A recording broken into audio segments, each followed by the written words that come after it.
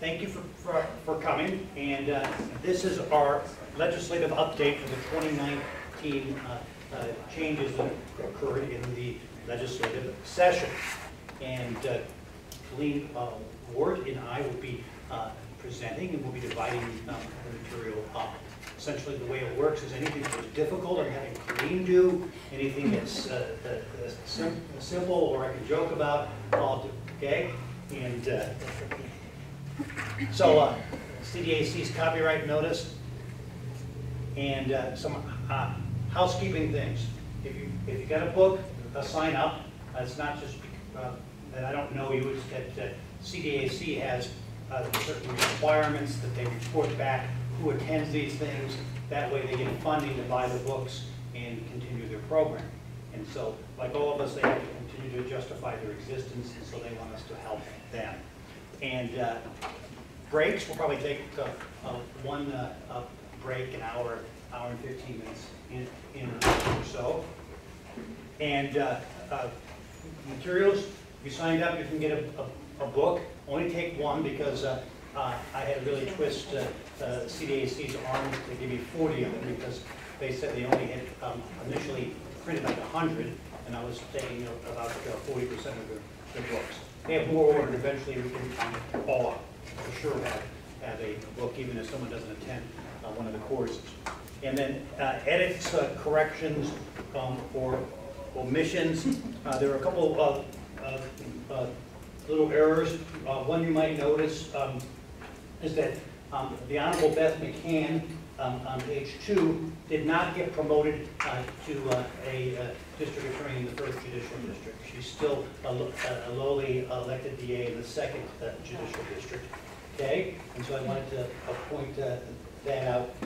There were a couple other small things. You remember where they were, Colleen? So for House Bill 1124 on page 88, where it's talking about the advisement that an individual must get prior to law enforcement, basically coordinating a telephone or video interview between an individual in custody and federal immigration authorities.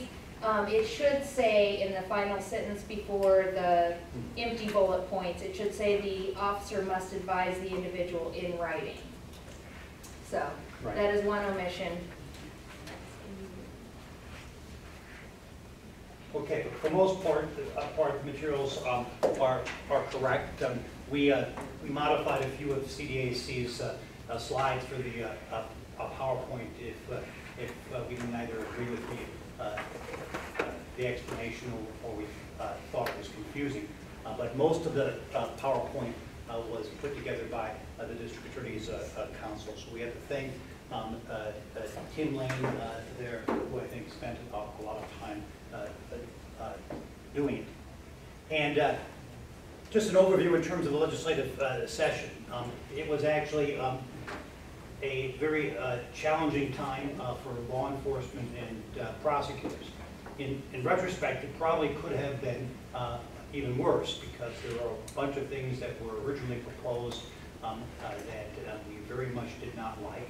There were some things which were proposed and which were passed, but in some of the forms that they were passed were not as bad from our perspective. But in the legislature, of course, elections have consequences, and we had Jared Poulos was elected as governor. The Senate changed hands, and that is now the president of the Senate, Libre Garcia, I believe from Pueblo. And then the House was already in Democratic hands, but they pretty much widened their margin to a very significant one-sided party margin, and that's Casey Becker, who is the Speaker of the House. In terms of the composition of the legislature, in the House, it is now 41% Democrat and 24% Republican. And in the Senate, which last year had an 18 Republican 17, Democratic split. It's now 19 Democrat and 16 Republican. And so essentially in Colorado we have one party rule, and so DAs are not being listened to very much. If you've talked to Pete, and he'll tell you that he's actually been told by the legislature when we tried to push a few pieces of legislation that before they would consider allowing it to move forward, before they would consider trying to get a sponsor, it had to be approved by the Public Defender's Office and the ACLU. And in the absence of advanced approval by them, things would not be assigned a Democratic sponsor in the House or the Senate, and therefore would have no chance of advancing. And so a number of pieces of legislation that we pushed were in that category. One example would be a piece of legislation that I wrote to deal with venue issues in Gilpin County, to allow to try to deal with the fact that we only have one county court and one part-time district court judge up there, and that there's been a lot of gamesmanship in terms of setting many cases for trial on the same date, causing us to have to dismiss cases or run the risk of dismissing cases for speedy trial. I proposed to simply change the venue statute to allow trial to be appropriate in a multi-county district in any county within the district, and providing certain safeguards as well in terms of findings that the court would make. Had the complete approval of our bench here, but we located a Republican sponsor that was willing to carry it in the Senate, but then we were told that this had not been given the stamp of approval by the Public Defender's Office, and therefore it was dead, and so do not bother to push it or submit it, is one example. And so that's the reality of the environment we're living in. Whether people think it's good or bad, it simply is the way it is right now. And some bill categories. This is the format that CDAC has used in the past. You note that at conference, when they give us, they do the case law update, they follow the same type of category. So, and for the sake of consistency, we always use it in terms of how this book is organized. And with no further ado, our first topic is pretrial and discovery, and that's Colleen. All right. So this first one is going to be House Bill 1225. This is one that many of you will already be familiar with. This has already gone into effect. This bill prohibits the court from imposing a monetary condition of release when a defendant is charged with a traffic offense, petty offense, or comparable municipal offense. DUI being a classified as a traffic misdemeanor would not fall into this category. Other exceptions, traffic offenses involving bodily injury or death, eluding or avoiding interlock. This bill also permits issuance of a warrant with monetary conditions for FTAs, but after the next court hearing, if they're unable to post bond, the court then must release them again on a PR bond.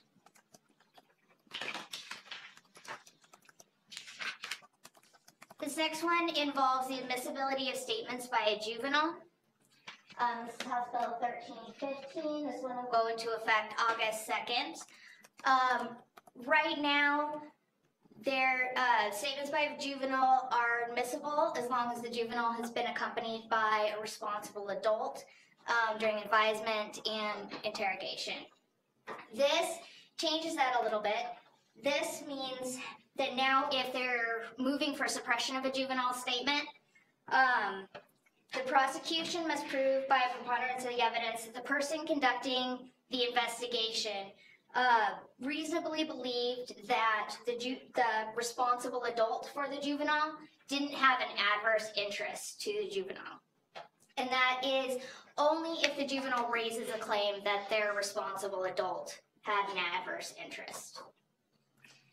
Then law enforcement also, the prosecution will have to prove by the preponderance of the evidence that the responsible adult had the opportunity to provide protective counseling, which that is defined under this law as an ongoing opportunity to offer guidance and advice concerning the juvenile's right to remain silent and obtain retained or appointed counsel associated with the investigation, or interrogation, sorry.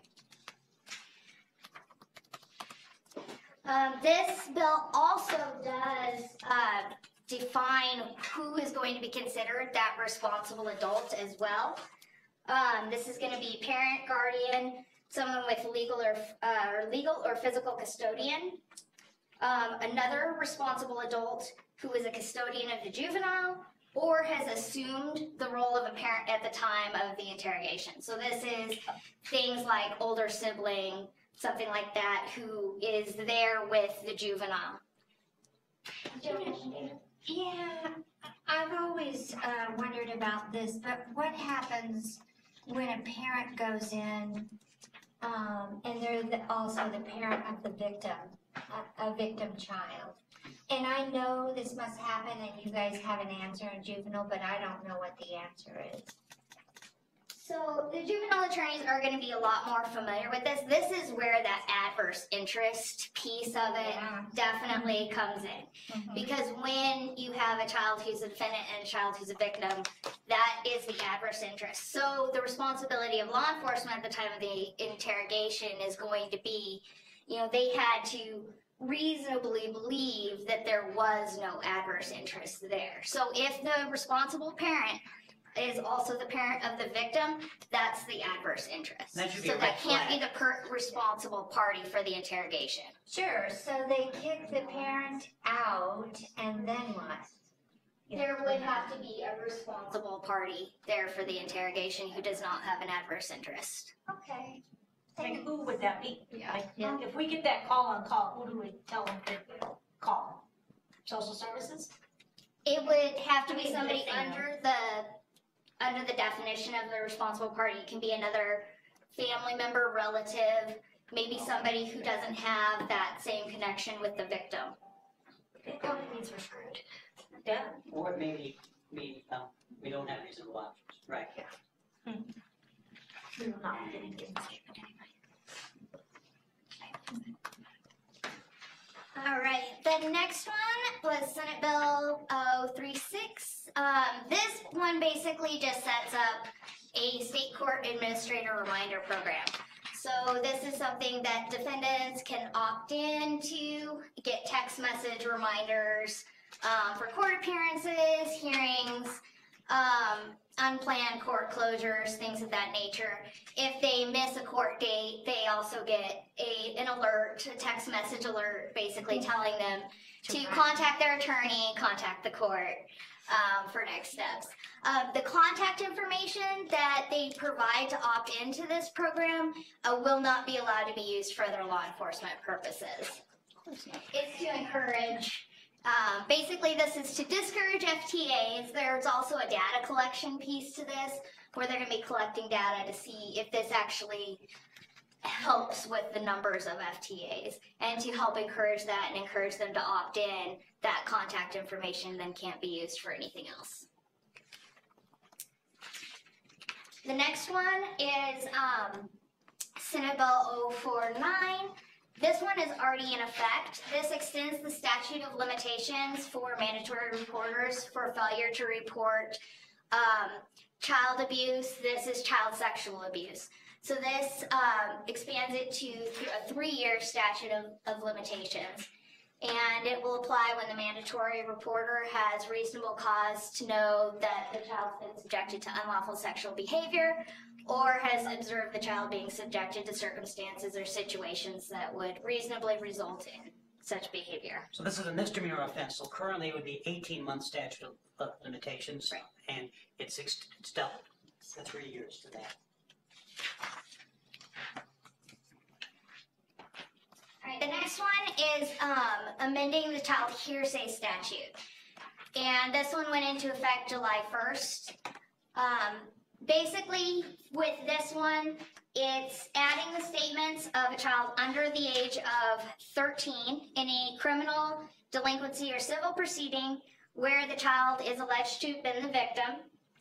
And that adds that to the categories of statements under the hearsay statute. So this will still require a pretrial hearing, same findings of reliability and everything else. Also, for a child under the age of 15 in any criminal, delinquency, or civil proceedings in which the child is able to describe all or part of an offense of unlawful sexual behavior.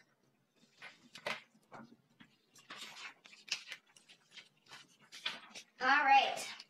This one almost required a bond setting hearing within 48 hours after a defendant arrives at the jail or holding facility. This piece was amended out of it shortly before it was passed.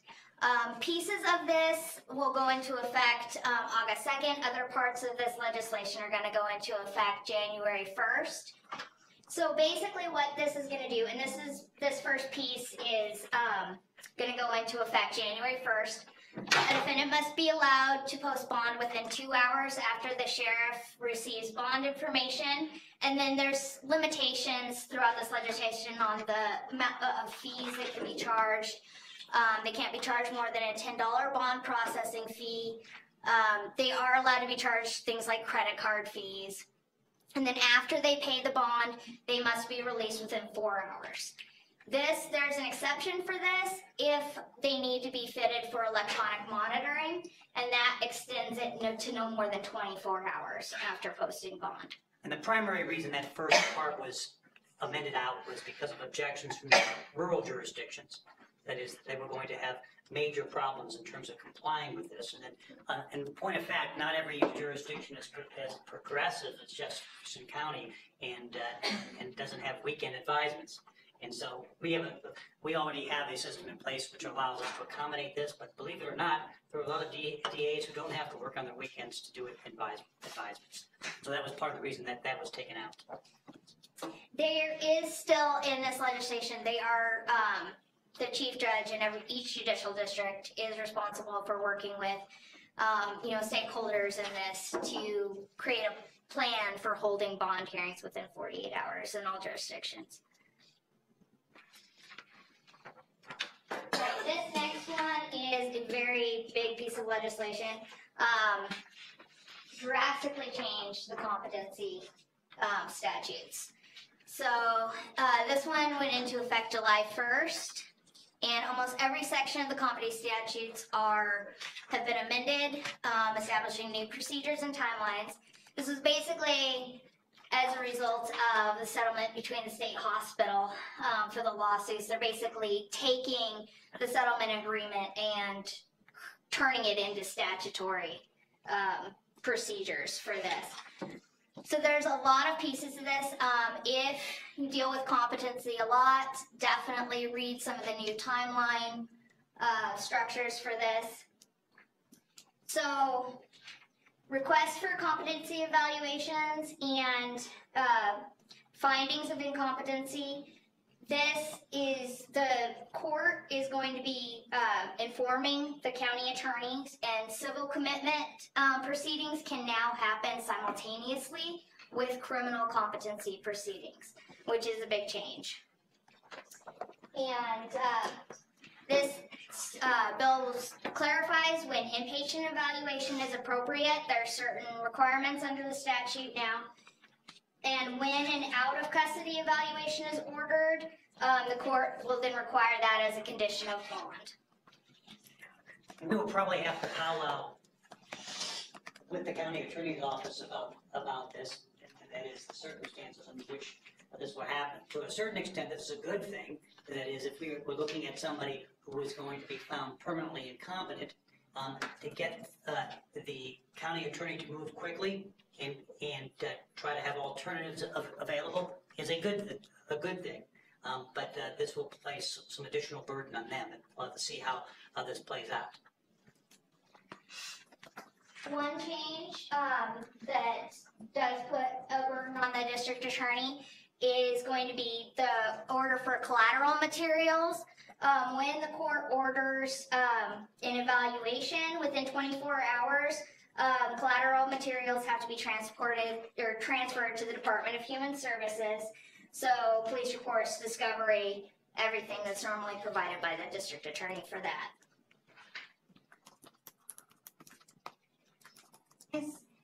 Has anyone, because I think Dana is the one that normally does this, right? And still does it?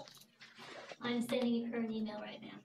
Yeah, so I'm thinking we should have a meeting. Well, I think, yeah, we're gonna have to add that into procedures if somebody Yeah. raises competency, workflow data. Yep, immediately. Right, and that's a pretty quick, pretty fast turnaround deadline they're imposing on us. This bill has also reduced the time for parties to request a second evaluation from 14 days to 7 days. And then the report for the second evaluation needs to be in within 35 days. This just creates 2 tiers of clinical need to prioritize beds at DHS hospitals. There's tier 1, and these did go into effect as of July 1st as well. So tier 1 is basically high need, won't apply to very many defendants. Tier 2 is going to be pretty much everybody else. Tier 1 with the extremely high need under the statute, they need to be able to provide a bed for the inpatient. Rehabilitation in 7 days. Tier 2 provides for 28 days. But then the way that the statute has been amended and reads allows for DHS to advise the court every 10 days after that about bed availability. So it shows some discretion for the court to extend that deadline as needed for tier 2. So is DHS the one that determines the tier? Yes, so there are new standard requirements for evaluations. These, however, don't go into effect until July 1st of 2020. So there's going to be a lag time between when the evaluations are required to have some of this information and when those determinations by the court or the deadlines for DHS are already in place. So the requirements for the evaluations are going to have to include whether they meet the criteria for tier 1 or tier 2, the recommendation for inpatient restoration services, whether that's clinically appropriate, and then an opinion as to whether there's the substantial probability that the defendant will attain competency in the reasonably foreseeable future. And I'm thinking that we may want to do a follow-up training at some point and have the county attorney come in and talk to us about civil commitment proceedings and what they can do and what the standards are. I think that would be beneficial. So that's on my list for future trainings to set up. Because Nicole has asked me to do a county court training on competency because they've had so many issues come Right. up. Right. But it would seem like that would be Yes.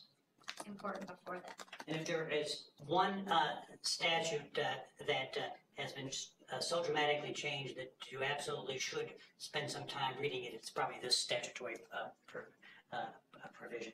Definitely. Because it's only 40-some pages long. So, right, so, I mean, Yes, this one was quite lengthy. trying to condense it into 3 slides is not easy. Right. And this statute puts the burden on us in a hearing if we object to prove by clear and convincing evidence that there's a likelihood of competency restoration in the future, which I submit is impossible.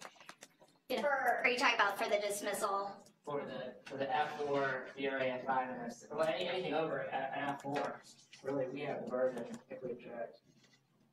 Yeah, so let's talk about the provisions for dismissal that went in there. So the court can now dismiss the criminal cases if the defendant is civilly committed. The court shall dismiss the case if there is not the substantial probability that they will be restored to competency in the foreseeable future, the constitutionality standard. And so these deadlines that are listed up here. So any crime, max sentence less 50%. And then the non-VRA misdemeanors within 6 months of receiving competency restoration services. or I'm sorry, 6 months after they begin receiving the competency restoration services. And then non-VRA F5, F6, the F3s and F4s, and VRA misdemeanors would be a year. And then the F4, VRA F5 and 6, excluding sex offenses and violent crimes, that one is discretionary dismissal after 3 years.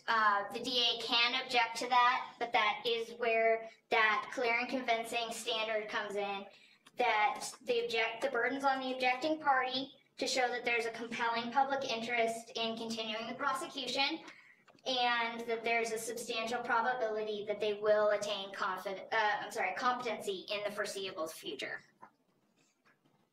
But for any case that is subject to dismissal, the court may stay the dismissal for 21 days so that civil commitment proceedings can be initiated. And then any charges that are dismissed, another statutory structure that changed a lot this session was the criminal sealing statute. Also completely changed. It was completely repealed and reenacted with amendments. And as part of this, for anything that's dismissed due to competency, it cannot be sealed. So they are uneligible under the new structure. All right, with that, I'll turn it over for crimes and sentencing. Okay.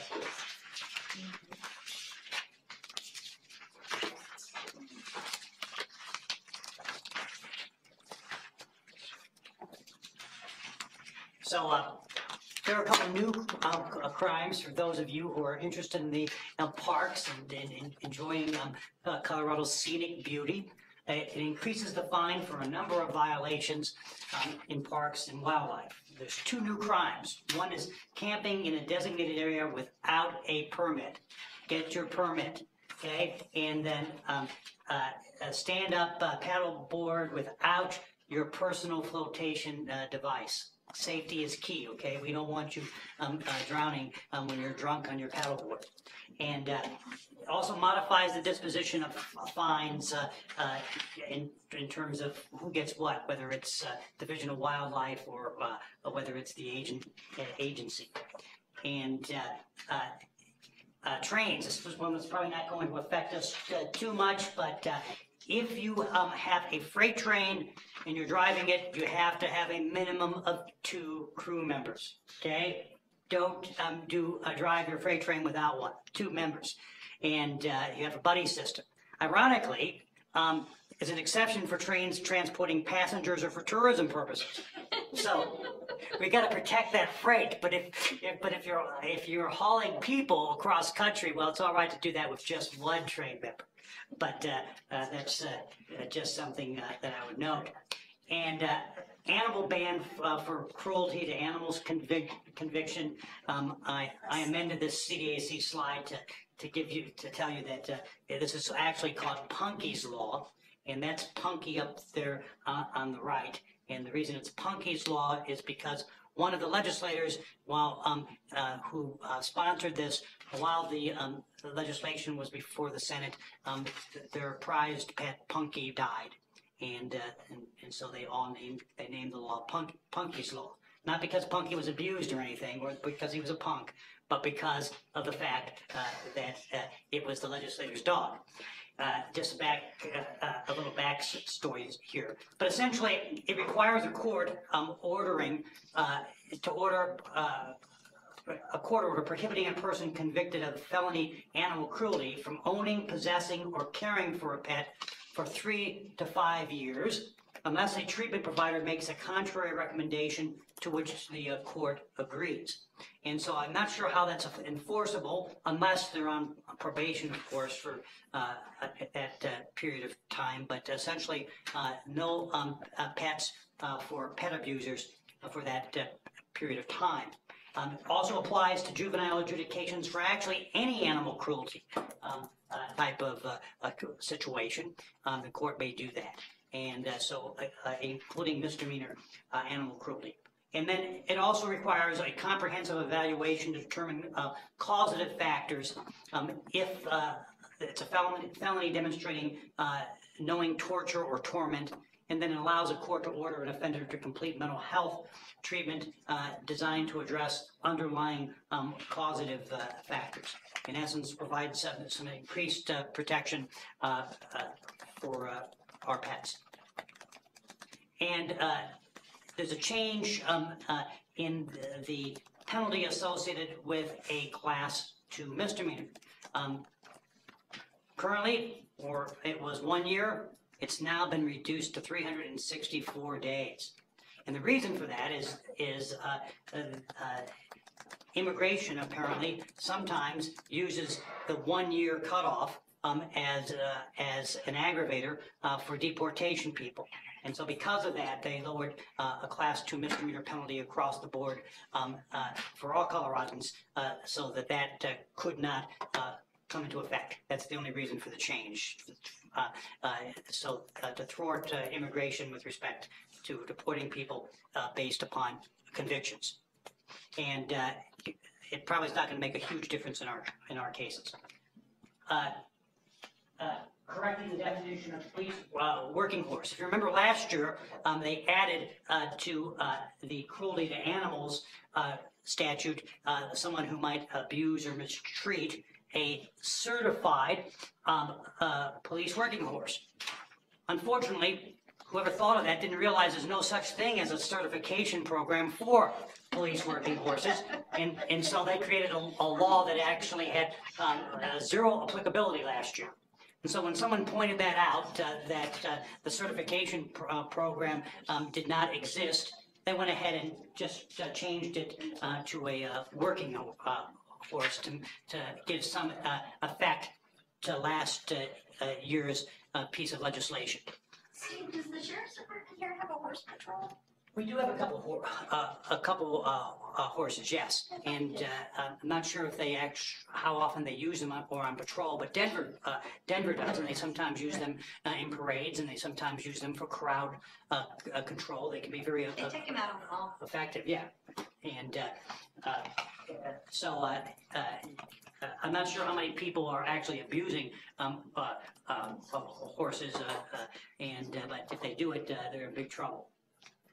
And now this is something that's going to affect us greatly. It's going to take effect on March 1st, and that is the changes which are occurring with respect to the drug laws. Now, I could tell you, I'm going to tell you that go over this, but I'm going to tell you it could have actually been worse. We have to give some kudos to CDAC. There probably aren't too many of us that like the direction that this has gone, but the original proposal was to move all drug possession down to a DM1. And the change moves most drug possession offenses down to a DM1, but it actually does keep drug possession at a DF4 level if there are more than 4 grams of substance involved, or if a person is a habitual drug offender, and that is he has 3 prior drug offense convictions. We could still charge them with being a DF4 drug possessor. And also makes changes with respect to possession of marijuana and marijuana concentrate. For the most part, making possession of even large amounts just a drug misdemeanor. It does also a change with respect to possessing less than 2 ounces of marijuana. Arrest is no longer permitted, period, okay? And that is, officers are not allowed to arrest unless there is a failure to appear involved, a warrant for that, in which case they can. And then in terms of sentencing, for a DM1, you can get up to 2 years of probation and up to 180 days jail. On a third and subsequent offense, that doubles up to 364 days. And then on a DM2 sentencing, that's probation up to 1 year, up to 120 days, and on a third or subsequent, it goes up by 50% to 180 days. And so this is a big effect. Luckily, it doesn't go into effect until March 1st, and we're going to have to figure out office-wide how to deal with it. We'll probably see one of the most immediate effects would be last year we filed a little over 1,800 drug felony fours. And now of that, some 600 to maybe 700 of them were in conjunction with another felony or in conjunction with a higher drug felony, such as usually if someone's charged with a DF1, they are often also charged with a DF4. And so, but I should tell you that of the felonies, probably about 100 of the felony cases were charged as violation of bail bond conditions because the person committed a felony offense while on bond, and that's why the additional felony offense violation of bail bond could be filed. But the bottom line is there's probably between 1,100 and 1,200 of our felony cases which are now going to move down just into county court. And so there may be, this to a certain extent may lessen the load on intake, at least temporarily, and on district court, at least temporarily, although for the most part, those cases do not take a great deal of resources and time either to file or to prosecute, but they do represent a significant number of cases on the docket. We filed a little over 5,000 cases last year, and so if we assume 1,200 as our number, we're looking at about 23% of our felony cases will now move down to misdemeanors. As an office, we're going to have to figure out what to do at the county court level, because that means that many of these cases are going to be down there. And now, of course, all these cases started down there to begin with. And many of the cases, actually, which were disposed of as misdemeanors, stayed down there. And so it's not like it's going to be a complete 1,200 case increase for them. But the real question is, for the county court, yeah. I'm saying many of them are eventually handled by the county court for probation revocations, those types of things. But we have to figure out what to do. And of course, the dramatic reduction in terms of sentencing options might create very little incentive for people to plead.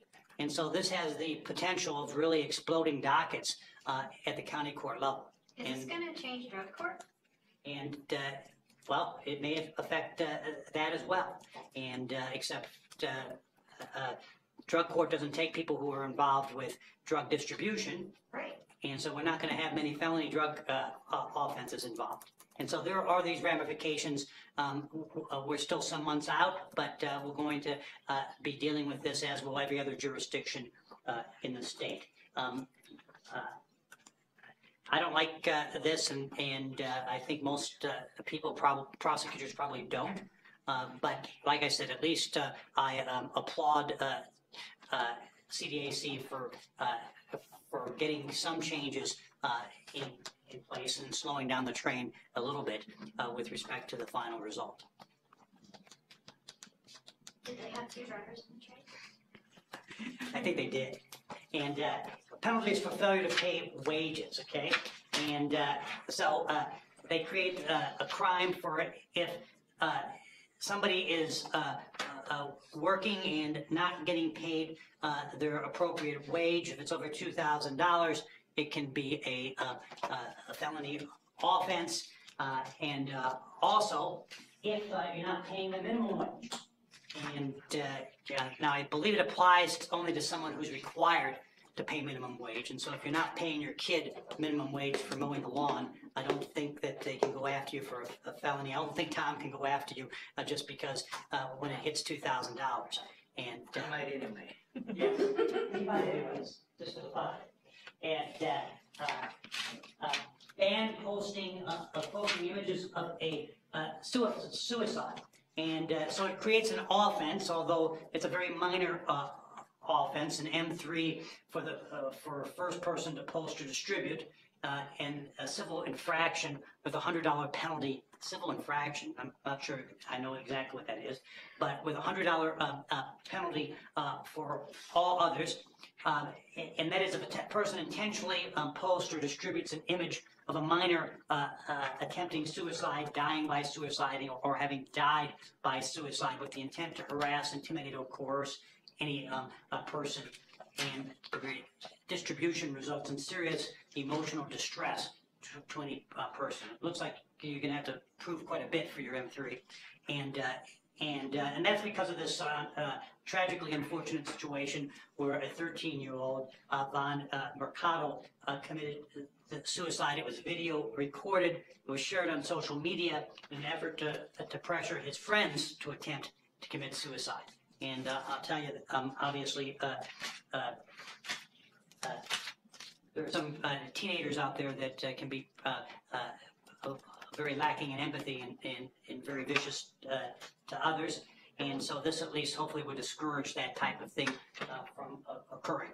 But obviously, this offense is not very serious in nature, and so it doesn't have much by way of teeth to it. We didn't even write charging language for the civil infraction. Yeah. Because we don't know what that is. Right. Yeah. Maybe that's on someone's radar for a new category of crime next legislative session. Lower than a petty offense. Yeah. And organized retail theft. Actually, this is, I think, I had to rewrite this slide because I don't think the other one gave it a fully explain what was going on here. But right now, we all know we have a problem with shoplifting. And so if someone goes to Costco and they steal something, like a lawnmower, say, and they bring it back, Costco is not going to give you the money for the lawnmower unless you have your credit card, in which case they will reverse it back. But if they give you a refund, they will give you a gift card, for instance. And apparently, there is a market by which these criminals then go and they sell their gift cards to shops or to people that will then go to flea markets and such places and sell them to others at a discount. And so you can get a $50 gift card and it might cost you $40. In which case, if you're planning on going to Costco, you could get a $10 bargain right away. And so there's a market for this. And so, so what they've done is they've required that secondhand dealers or those who sell new goods as a retailer at a flea market or some other non-permanent place, that they actually have to keep for 3 years the invoices, the records concerning the items, the gift cards that they bought, so that those could then be later provided to law enforcement. And just like with POM violations, they have a database where they are required to log into the database the pawn shop transactions. They will be required to maintain a database where this information in terms of buying these types of gift cards is logged in. So law enforcement, perhaps it can help them in some of their investigations with respect to shoplifting rings to show that the proceeds that are being obtained from them. That's the thought process involved. Maybe it's probably the type of thing that Tom might end up dealing with since it talks about organized retail theft prevention. And So like a seller at a flea market. Seller at a flea market. Good luck. Yeah. Right. Enforcing that. And but that's the thought process. And so I'm not sure how much of this is going on, but some of it's going on. Remedying improper guilty pleas. And so this has to do with deferred judgments and sentences, essentially. And so if it was discovered that even if someone pleads guilty and gets a deferred judgment and sentence, that for immigration purposes, they may still consider that a conviction, even though it's not a conviction under Colorado law, and may use that than to deport someone. In recognition of that, they put on requirements that to allow for a defendant to petition to vacate as constitutionally infirm a guilty plea if the defendant suffers immigration consequences and the defendant was not informed prior to a plea of the adverse immigration consequences associated with a deferred judgment sentence. That is, if they weren't told that even though this deferred judgment and sentence means that your conviction for a felony will go away, you could still be deported. If they weren't specifically told about that, then they can go back in and ask that their conviction be vacated because they weren't informed of that. And like Duran said earlier in his comments about another statute, the burden of proof is so high there that it would be almost impossible for us to defend against those types of things based upon how the statute is written, and based upon the fact that no one thought about this with respect to deferreds before. Going forward in the office, what we're going to do is we're going to actually try to add additional language to our plea advisements so as to address this, and we're also planning on adding, if it hasn't already been done, to the certificate of counsel that they actually sign off that they've advised them of this, so that we have some tools to fight that if it should in fact occur. But this was a law passed, once again, based upon immigration consequences associated with guilty pleas. This protection from unlawful abandonment and confinement, and this has to do with discerning an at-risk a person. And so, for instance, if you have grandpa and grandpa is suffering from dementia, and you're in Florida, and you're sick and tired of taking care of grandpa, you can't put grandpa on a plane, fly him to Colorado, and call up your sibling and say, hey, grandpa's at the airport, tag, you're it, okay? And that would be abandonment, for instance, and that would be a criminal offense of a Class 1 misdemeanor. And actually that situation that I just mentioned is something that actually did happen in Colorado that I think was the inspiration for this. Then it also creates the crime of false imprisonment of an at-risk person, and makes these Class 6 felonies.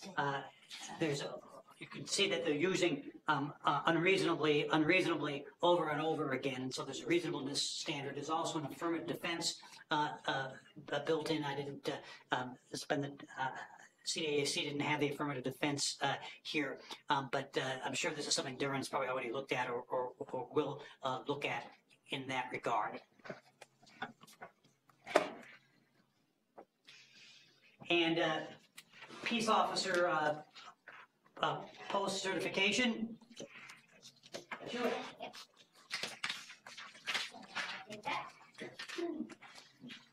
All right, I'm going to go through some of these fairly quickly, so if there are any questions, feel free to let me know, okay? This first one basically just sets up a grant program for the Colorado Information Sharing Consortium. It basically helps law enforcement agencies become part of that and share information more freely. Applicants for the grants will be considered based on financial need, and then there's going to be some data sharing requirements, and then a lot of security regulations for the data that go along with that. All right, this next one has to do with peace officer internal investigations and their accessibility for under open records requests. This one does make an internal investigation file when an investigation has been completed, including any appeals process, as long as there's no ongoing criminal matter also associated with that. That will be accessible to the public under open records. There are certain mandatory redactions that come through with this, and then some discretionary redactions allowed under the statute for the records custodians. They first will be able to provide a summary, and if that is sufficient for the requester, they can leave it at that. Otherwise, they can access the file if they make an additional request after getting the summary. Anything, of course, that has an ongoing criminal case associated with it, those will be denied. Whenever someone is denied access to the file, they can petition the court to allow access, and then the court will decide whether they're going to order the records custodian to turn that file over. This applies only to files of internal investigations that were started after the effective date of the bill. So this would only apply to an investigation that was started on or after April 12th. So anything older than that is not going to fall under this open records. And this applies to all IAs, even if they were unfounded. Yes. It doesn't have to be like there was a finding of misconduct and therefore you can seek it. It's even if you were accused. Under the bill, that it's going to be all completed investigations is the way that it's written. And when you say associated criminal case, does that mean against the police officer? Yes. Or if they were accused of like excessive force and we have a criminal case in which he was the arresting officer? No, that does not. It has to be an ongoing criminal proceeding involving that officer. And this is internal investigations that involve a member of the public as well. That's the way that it's written. So this is only something that's going to be involving another member of the public. Then there was House Bill 1244. It's expanding the Peace Officer Mental Health Support Program. Basically just is including in the definition other types of law enforcement agencies. So Colorado Bureau of Investigation, things like that. Just to provide additional services for mental health. Then there's House Bill 1297. This one will go into effect August 2nd. This is basically just putting requirements on county jails as far as collecting data. This one is basically going to be about a 3-year data collection required for jails. They're collecting information about, average daily populations, homelessness, length of stay, types of offenses, sentences. And then they're going to be required to keep daily records and then submit quarterly reports to the Division of Criminal Justice starting January 17th of next year.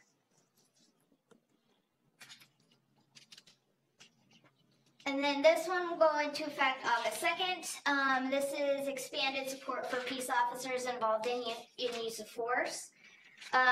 This is going to require all law enforcement agencies to develop and maintain a policy of how they're going to support peace officers who have been involved in a shooting or fatal use of force. This is going to include things like pre-incident preparation, support at the scene, guidelines for transition to return to duty, any necessary treatment, and support in recovering from the incident. The policies will then be required to be implemented by January 1st, and then they'll be required to review them.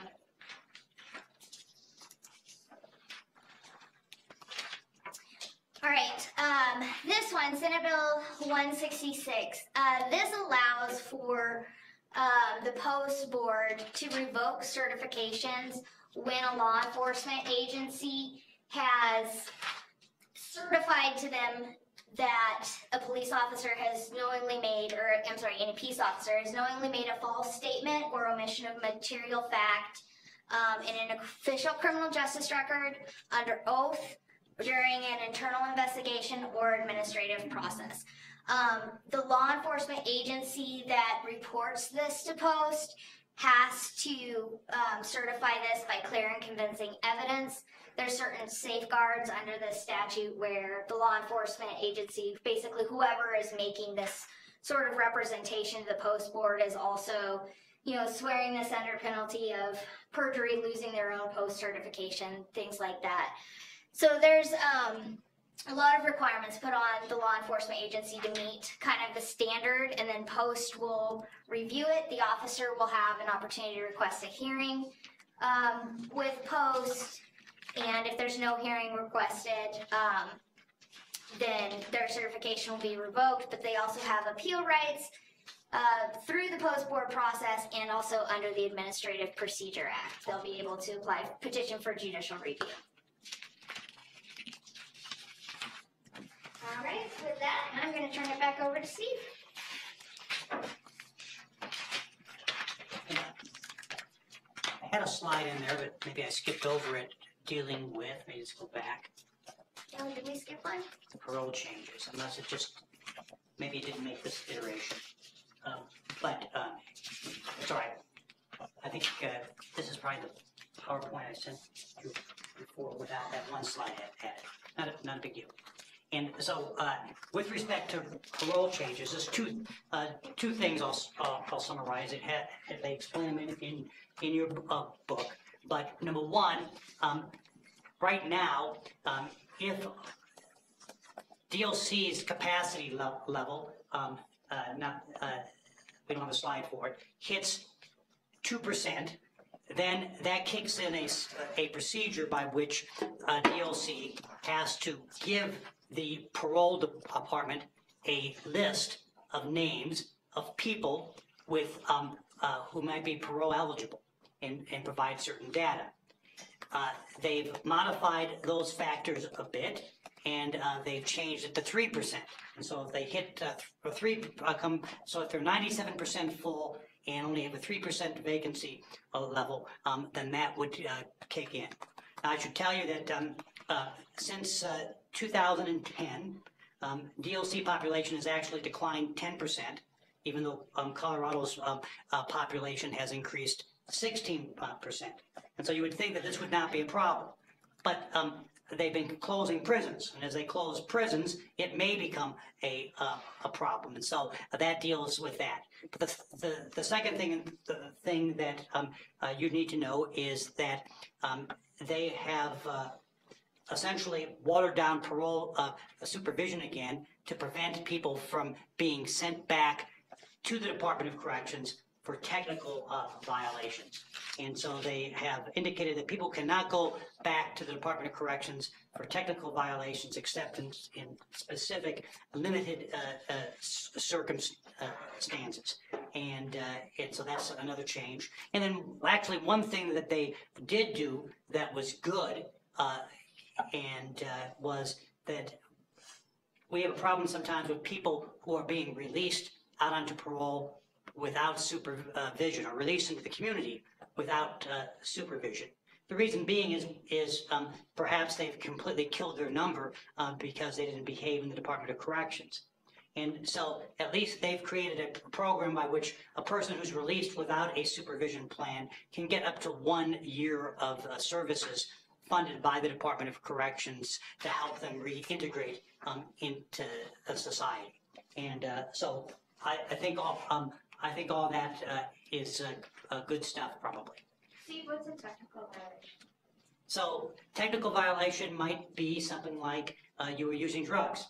Seriously? Yes. Anything less than Or- one that is not charged. Or you weren't where you were supposed to be, or maybe even minor violations like when shoplifting or things like that can be technical violations. Now they have a number of things in there. They said that will send you back if you possessed a gun, for instance, if you're having contact with your victim, some things like that. And but now they had instituted much of this already procedurally, either by executive order or through the Department of Corrections or other things with respect to technical violations. And so we obviously don't deal with that directly, but we do deal with the consequences. And sometimes your victims may want to know what happens on parole if they don't behave. And so you need to know at least a little bit about that. HB 1220, court facility dog during witness testimony. It allows a witness to testify with a court facility dog if the court finds by preponderance of the evidence that the dog's presence would reduce the witness's anxiety, enhance the court's ability to receive full and accurate testimony. The arrangements for the dog are in a way such that does not interfere with efficient criminal proceedings, and there's no prejudice that would result from the presence of the dog.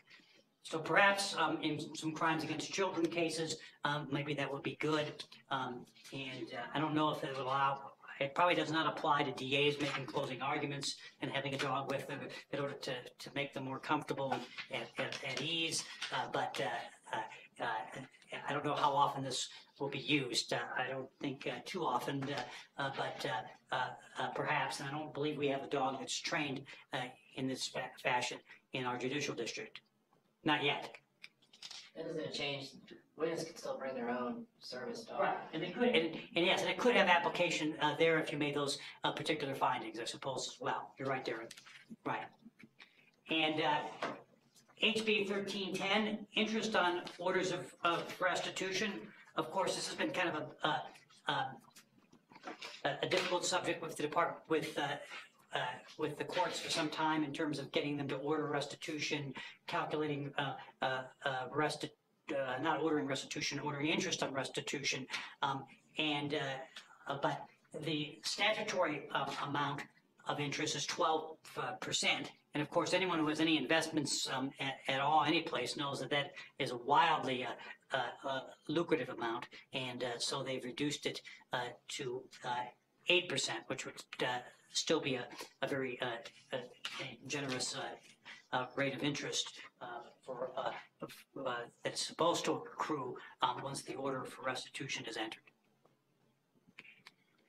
And one thing that the CAC did not do a slide up there on, but it was one of the legislative changes, is victim notification. There is a page in the book concerning it. They've actually gone through a number of things, and before, when they were opt-in for victims to be notified, like someone's getting released from DLC or someone's coming up before the parole board, they've now said this is going to be automatic, and the person doesn't have to opt in order to get this information, and so that's good.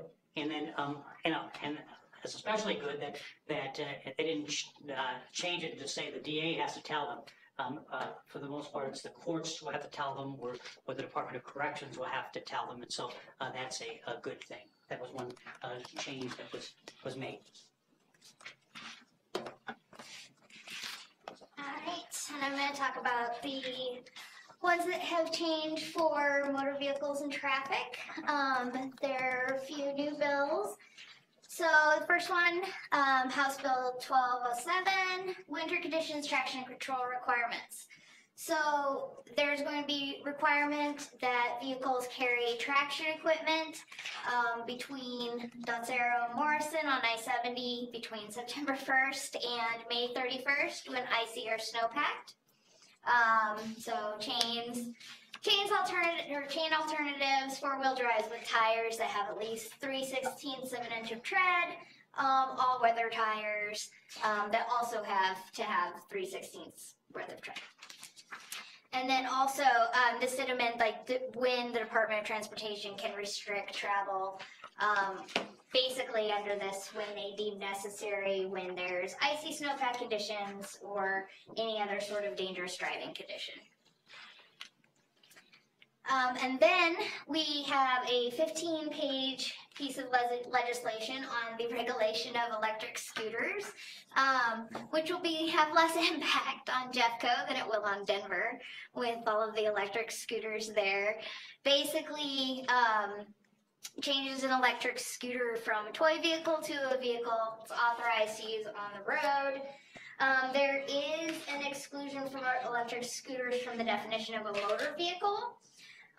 But it is a vehicle, basically same rights and duties as riders of e-bikes, and local governments can't regulate them, more restrictive than electric assisted bicycles. So you might be able to charge somebody with driving under the influence of one of these, right? I looked at that based on my reading of this legislation, the definitions section, because they distinguish an electric scooter from a low-powered scooter. Not entirely sure what the distinction is there, but it's specifically excluded from that definition. You can get a DUI on a low-powered scooter, but not necessarily on an electric scooter. You can get one on a bike, so why can't you get one on this? And that's probably, probably at night, anyone in Denver driving with these is probably drunk. That's probably why they are driving, right? So. Charged them. All right. This one basically just added a little bit of language to the statute about an inoperative or malfunctioning traffic signal. Basically, when motorcyclists pull up to an intersection, they don't always if it's on the wait trigger for the light, they don't always set that off. So it basically means that they can stop, wait till it's clear, proceed with caution, and basically follow the rules, from an entrance onto a highway or another street. This one, to create another class 1 traffic offense, misdemeanor. This is serious bodily injury to vulnerable road users. This creates an entire definition of what a vulnerable road user is. With this, and in the statute, there's all kinds of lists. Bicyclists, emergency personnel, road utility workers, skateboarders, scooters. It does not specifically mention electric scooters. Mopeds, inline skates, all kinds of things. Basically, it puts in some different penalties that are available. It is 12 points and allows the Department of Revenue to revoke their driver's license. So this would be a careless driving causing serious bodily injury to who is defined as a vulnerable road user. All right, there are also some new legislation affecting juveniles. Juvenile attorneys will be a bit more in-depth with these than most of the rest of us. There is one that is not on the slide for CDAC. It basically extends court jurisdiction to 21 years of age in sort of domestic relations matters. It has to do with a lot with special immigrant findings and things like that for juvenile proceedings. And basically, this would be in things like allocation of parental responsibilities, custody cases, things of that nature. And then this one, House Bill 1335. This is a cleanup to juvenile records expungement is already in effect. This is providing automatic expungement of records for diversion, deferred adjudications, without having to file any sort of separate petition or case. This will happen just within the juvenile proceeding itself. It does require a custodian of records for the law enforcement agencies, juvenile school, diversion providers, and district attorney's office to expunge records at the completion of the diversion case without need for a court order. And then a burden on the district attorney is the responsibility to contact the Colorado Bureau of Investigation, law enforcement agencies, juvenile school, and notify them that diversion is complete and the records are to be expunged and have been expunged. Also completing any VRA notifications as necessary. Courts will also be making findings at sentencing about the applicability or eligibility for expungement at the completion of the case. At the same time, the court would be able to address sex offender deregistration when they're considering the expungement of the records.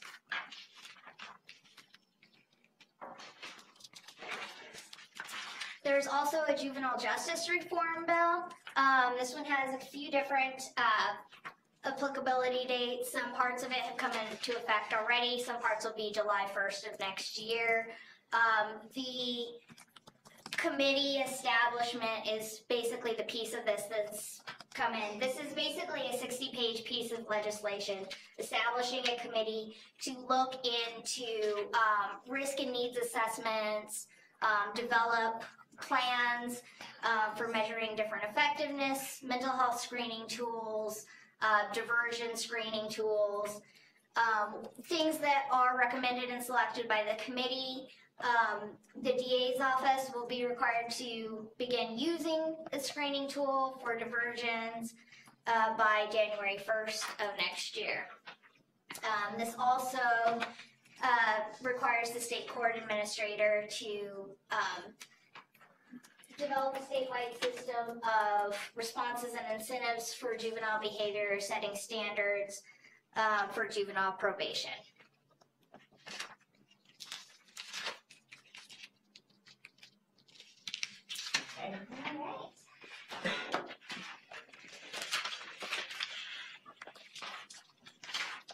Our favorite topic, marijuana.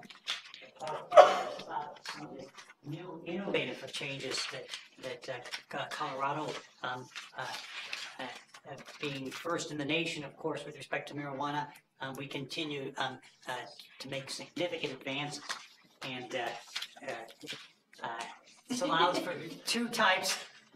And you can sense the cynicism here. You can get my voice, but we now have two types of marijuana hospitality establishments, and there are mobile bring your own pot establishments which are authorized. And so this seems to be an effort to create a new industry in Colorado so that people can come here and you can rent your limo or your van, or have a van service, and you can drive around town and smoke marijuana. The driver is not allowed to smoke marijuana of the hospitality vehicle, but the passengers can. And if any of you have been to Vegas or places like that, you see these types of things advertised a lot, or driving around. They're popular for bachelor parties or bachelorette parties, but usually that's with respect to alcohol. And so this puts us at the cutting edge to allow us to have these types of limos cruising the roads of Colorado and using marijuana. And also, a part of a retail store can now allow people to use marijuana. There are some restrictions. The pot has to be purchased at the retail store in question. You can't bring your own. And then secondly, you can't be drinking alcohol also, so you can't mix marijuana and alcohol.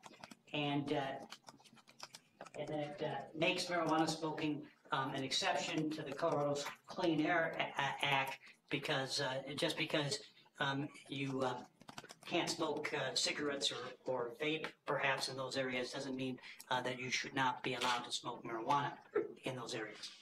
And but it does require local government approval.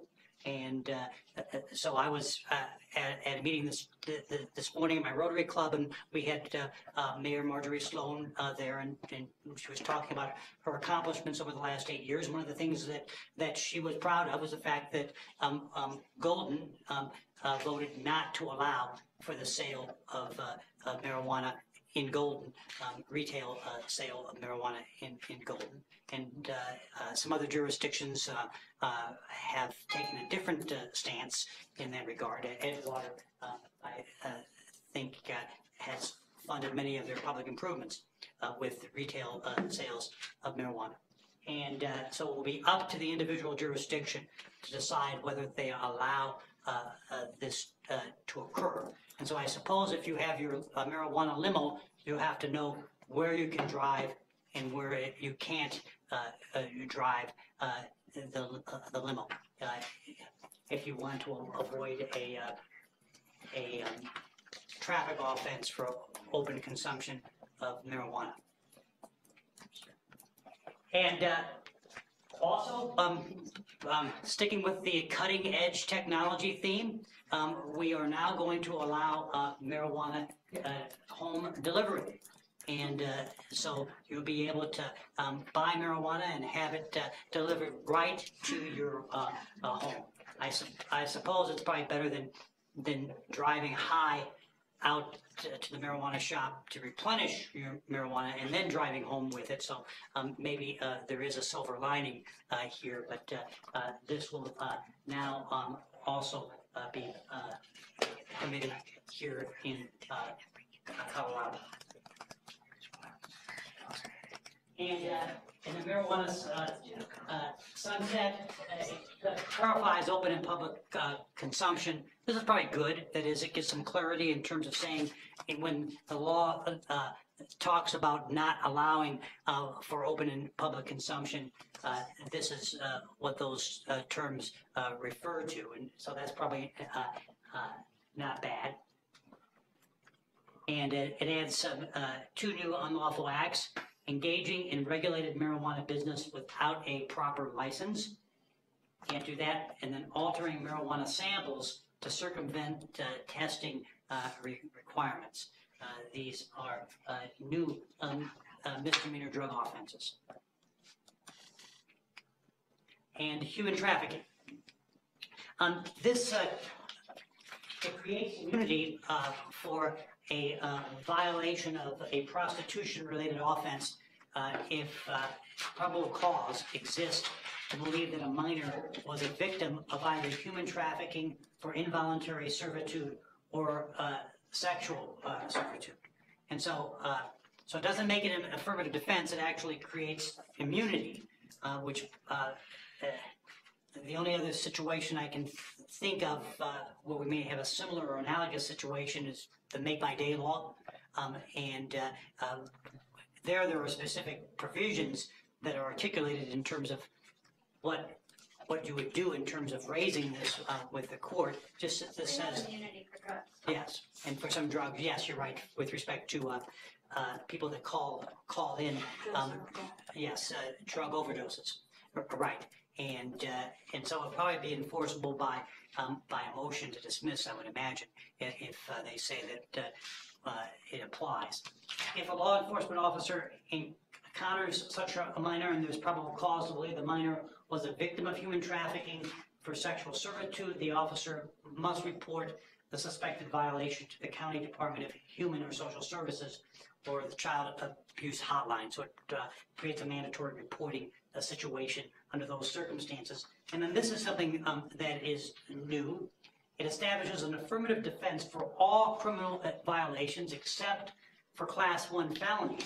If a minor approves that he or she was a victim of human trafficking or involuntary servitude or sexual servitude and forced or coerced into engaging in criminal acts. So this would be like duress. If they could prove that they acted under duress, and we of course have a affirmative defense of duress, and they were in fact a victim of human servitude or labor servitude, they might be able to raise that as an affirmative defense in the criminal case. And some sex offense changes. Unlawful electronic sexual communications. This actually adds, if a person is in a position of trust, then it covers people between the ages of 15 and 18 and at least 4 years younger. So you can't be engaged in sending them those types of electronic communications. And so just like we have our CHIZO cases and we have internet sexual luring, this would deal with age 15 to 18 if there is a position of trust involved. And this is a Class 6 felony and a Class 5 felony if committed with the intent to meet for sexual exploitation or contact. and then it requires a person who commits unlawful electronic sexual communication to undergo sex offender treatment and register as a sex offender. Additions to the definition of sexual contact. It adds to the definition of sexual contact. And the background on this is there was a Colorado a court case, and in that court case, a person was convicted of sexual assault on a child, and the facts were that that person had not actually touched the child with his body part or a body part of the child, but had ejaculated into the child's hand and then made the child, I believe, consume that ejaculate. And he was found guilty by the jury of sexual assault on a child, but the Court of Appeals overturned that, and maybe the Supreme Court, I can't remember, but Court of Appeals overturned it, and saying that it did not meet the definition of sexual contact. And so they responded by modifying the definition of sexual contact in two ways. One is the knowing emission of, or ejaculation of seminal fluid onto any body part of the victim or the clothes of the victim is wearing would fit. So they addressed that problem. And they actually went on also and said knowingly causing semen, blood, urine, feces, or other bodily substances to contact any body part of the victim or their clothes, if that is for the purpose of sexual arousal, gratification, or abuse. And so that's probably a good addition to those statutory provisions, because it provides us with extra protection against those deviant types of behaviors. And created sexual assault while in custody or detained.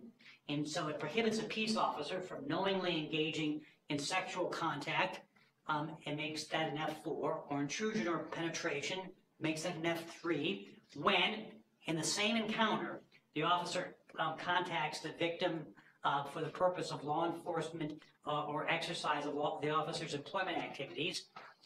The officer knows or causes the victim to believe he or she is subject to an active investigation and uses that to further sexual contact, or in furtherance of sexual conduct, the officer makes any show of real or apparent authority. Consent is not an offense under those circumstances, and it does not apply to sexual contact or intrusion incident to a lawful search. So note that it only deals with in the same encounter, and so it wouldn't prohibit the law enforcement officer afterwards from contacting someone he might have met initially on a law enforcement encounter and pursuing some type of romantic or sexual relationship with them. It would put restrictions, though, on them having encounters with people that they had stopped or otherwise come into contact with. And other bills of interest? Is this not yours? Okay. Are we going to do a break or? I think we're almost done, aren't we? Yeah. We just I think we were pushing to the conclusion as opposed to taking a break, and so we can get done. And I think we are well ahead of schedule. All right. I will warn you that we'll be talking about criminal record sealings for 4 slides, though. All right. You want a break before that? Anyone need a break? Need a break? Okay, let's take a break for 5 minutes.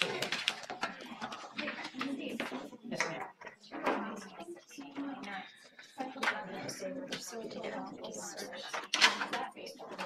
It doesn't, so, I guess if it's patting it down and you touch your,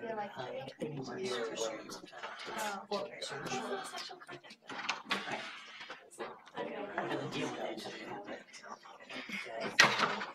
Because you're saying it because it has to be for the purpose of arousal, sexual arousal, gratification, or abuse. Basically said you could have sexual contact. Yeah. Pursue it to arrest. What I'm trying to do is say, okay, we're not trying to criminalize officers doing searches, lawful searches. Yeah, I don't know. Right. Yeah, I'm with you.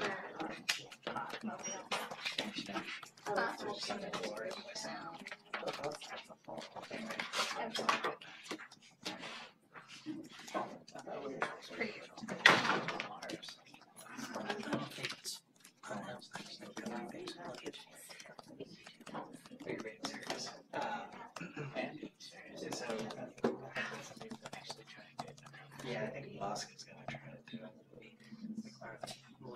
Some of The big thing is. Yeah, but you're right, this is true. That's why it's just well in advance. Like very light. yeah, no, like he said on that case for fashion. That orbits the moon, kind of like the International Space Station. It's gonna be called the Gateway Station. So you fly up your dock there, get all your supplies, the basic grab, shoot you to Mars. I want to dislike that case because I think she extorted him. Anyway, For what purpose? So just to pay I think you and Chewbacca never heard of STI treatment.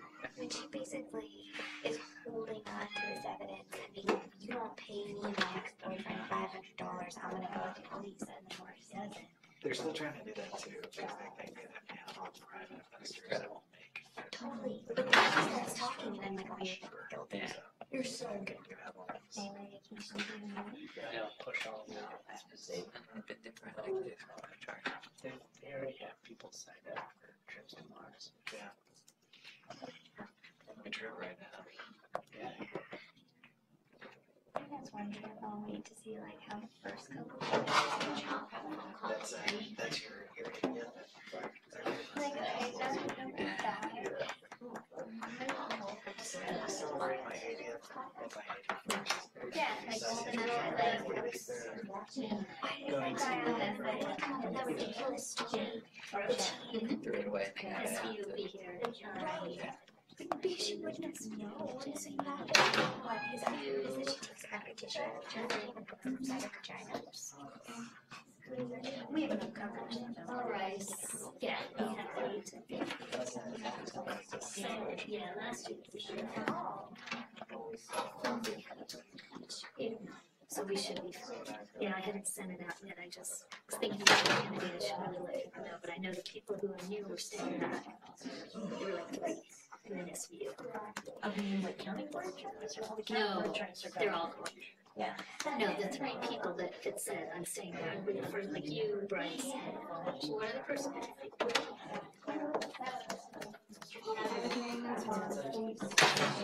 Yeah. I'm saying, I'll see, I have it, that's it.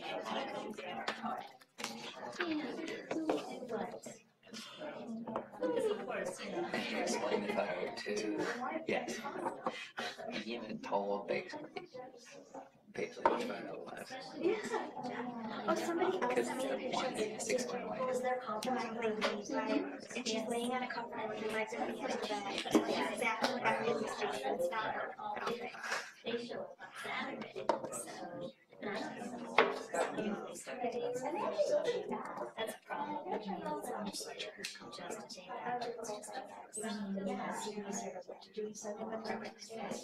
I don't know that But we they could have probably just go down to the spot and jurisdiction that are events.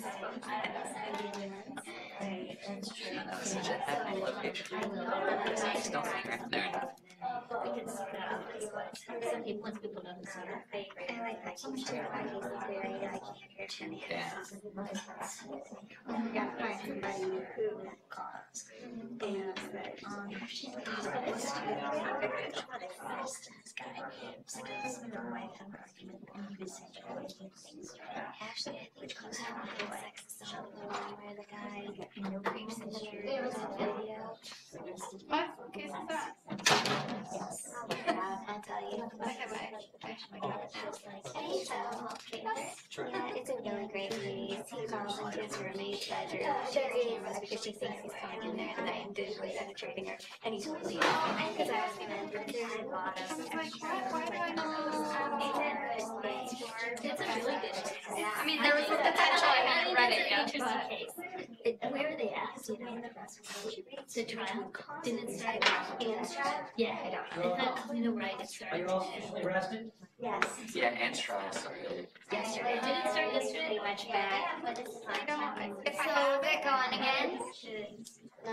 This next one is House Bill 1224. This one's already gone into effect. This one's basically just, it's a prohibition on law enforcement officers from detaining or arresting an individual just on the basis of a civil immigration detainer alone. It's basically defines like what is a warrant as opposed to what is a civil immigration detainer, and it does allow law enforcement officers to cooperate with immigration enforcement in compliance with warrants issued by federal judges, cooperate with writs from another state or federal court for transfers from custody, things of that nature. And then also, nothing in here precludes any sort of law enforcement from investigation, cooperation, enforcement of any criminal laws, or participating in any sort of coordinated law enforcement actions with federal agencies. Also, there is a provision with this that talks about Colorado law enforcement agencies can coordinate telephone video interview proceedings with immigration authorities when they have somebody in custody, but there is are advisement requirements. So the person has to be advised in writing that the interview is being sought by federal immigration authorities. They do have the right to remain silent and decline the interview. They have the right to speak to an attorney, and anything they say can be used against them. And what's the penalty if they don't? For the advisement on this? Yes. That is a good question. I didn't print that one.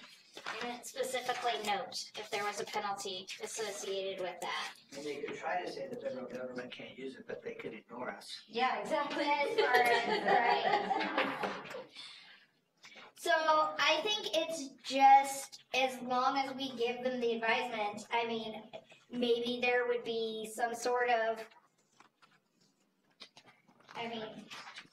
suppression of statements in our own criminal proceedings, but that has nothing to do with any sort of federal proceedings whatsoever. I don't see any. So there's nothing under the language of the legislation that would provide any sort of penalty for that. So it's advisory.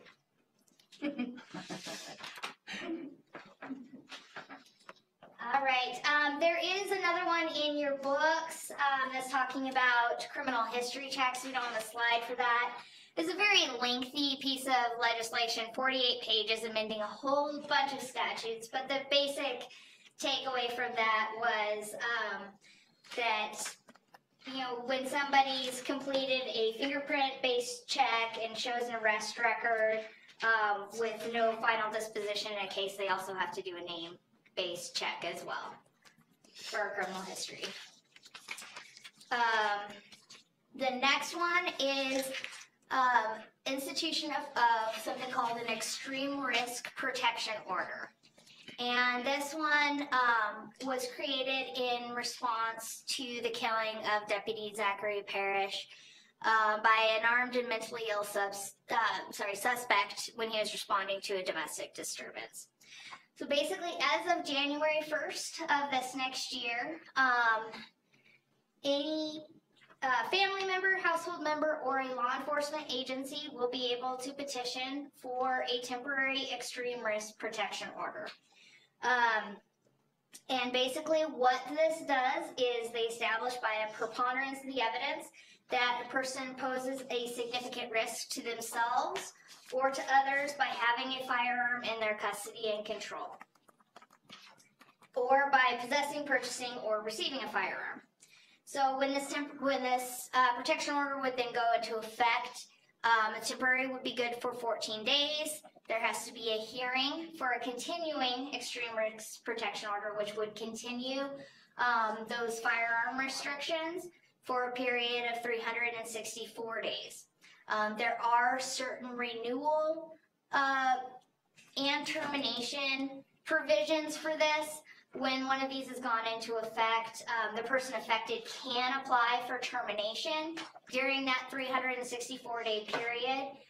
The burden of evidence is clear and convincing for the continuing, for any renewals, and for termination of that protection order. And it's that same safety standard. So you're looking at the person posing a significant risk to themselves or others by the firearms in their control. And I've actually spoken a number of times about this with Jeff Schrader, our sheriff, and also with Sheriff Armstrong up in Gilpin County. And I don't know to what extent our office will be involved, because it really doesn't have any direct involvement for our office. The first hearing, which is one of the big concerns of people who are opposed to this, is ex parte. It's only in front of the court, and only by a preponderance of the evidence, with only a one-sided presentation of the evidence, which is one of the big concerns of those people who have who think this is over the top.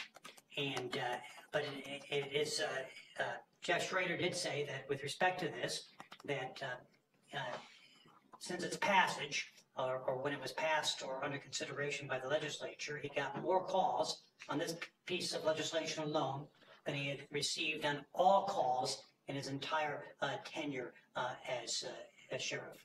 And yes, Dina? So Steve, I had a case that involved Chief Kilpatrick. Somebody like this who possessed weapons, and it was really difficult to figure out what to do with that guy. But, and I know this may be naive, but why is law enforcement so opposed to this? And of course, not all law enforcement is opposed to it, but the majority of law enforcement, statewide, I believe, is, certainly if you count the number of jurisdictions. And I think there are a couple of things have been raised. One is some of them do not believe that it comports with due process of law, especially the first stage of the proceedings.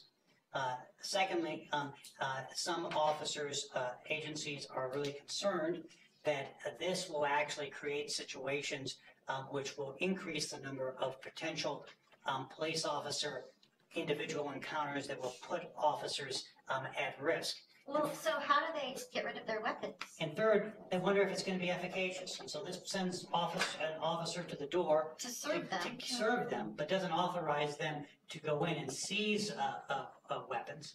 And if they don't comply, well, then it would be a civil violation of protection order. And so and of course, then there are people that are opposed on Second Amendment grounds as well. I don't want to get into the political minutia, because it is extremely controversial. But you need to be aware of the fact that it is very controversial. The sheriff's departments in the various jurisdictions, including ours, have developed policies with respect to what they're going to do, how they're going to go about enforcing this. And for the most part, our sheriff has said, look, it doesn't really involve us if it's going to be inside of one of the municipalities as well. That is, they're not going to go in there and seize people's guns from Lakewood, etc. They will do what they're statutorily required to do, however, in terms of service of process, is what they've talked about. And in terms of us, we might see some filings, I suppose, which would be misdemeanor in nature with respect to violations of protection order, if someone has been ordered to turn over their weapons, and they haven't turned over their weapons, and then there's a claim that we can prove, that it can be proven that they have weapons that weren't turned over. And so is that going to fall under the mandatory arrest for protection orders? And I thought those provisions only apply to domestic relations? So that's a good question. I don't know. And haven't looked at that or tracked it through that statutory provision. So am I. Okay, and there are other provisions in this as well. It's a very long bill, just like some of the other ones. I think this one is 33 pages. If I didn't note that specifically, but yeah, this one was pretty long, probably around 25, 30 pages. There were a couple other provisions that I wanted to note briefly. Like Steve mentioned, it does create a class 2 misdemeanor if the person has in their custody or control firearms and they know they're prohibited from doing so by one of these protection orders.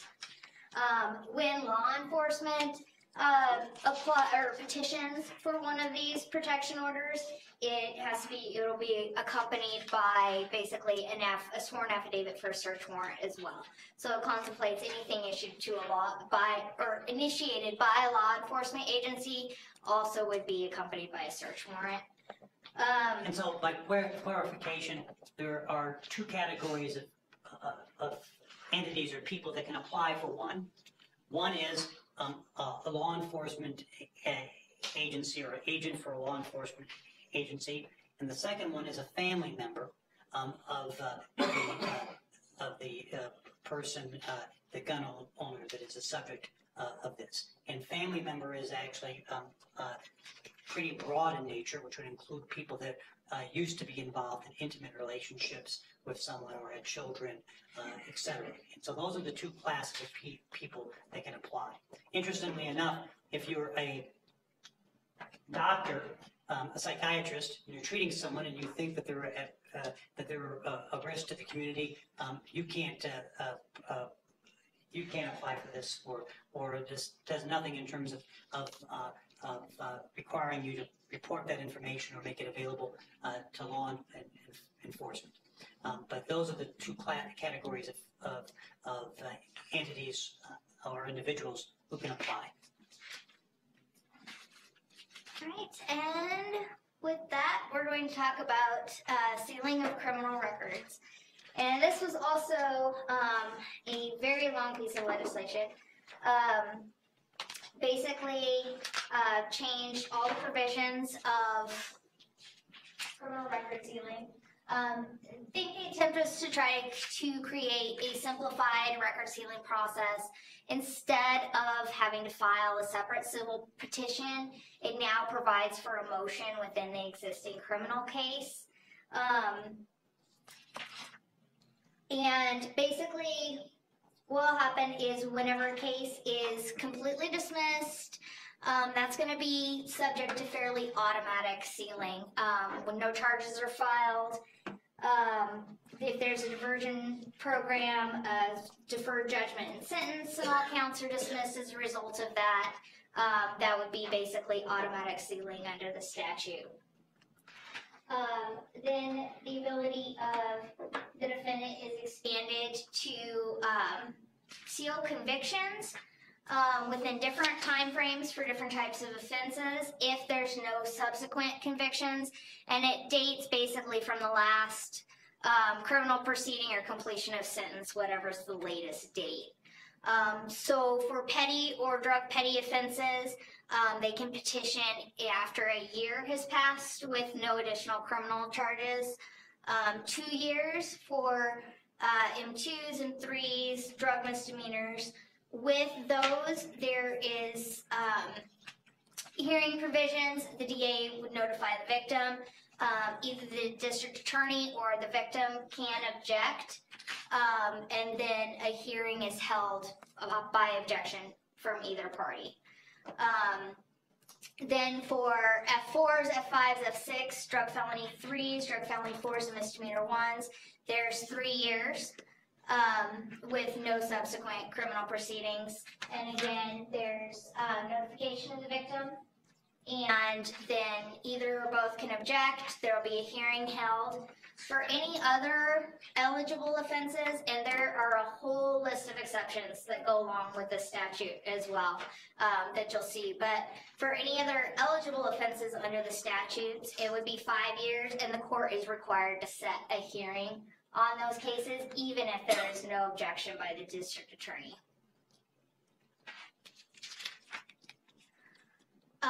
Any hearings that are set, the defendant has the burden.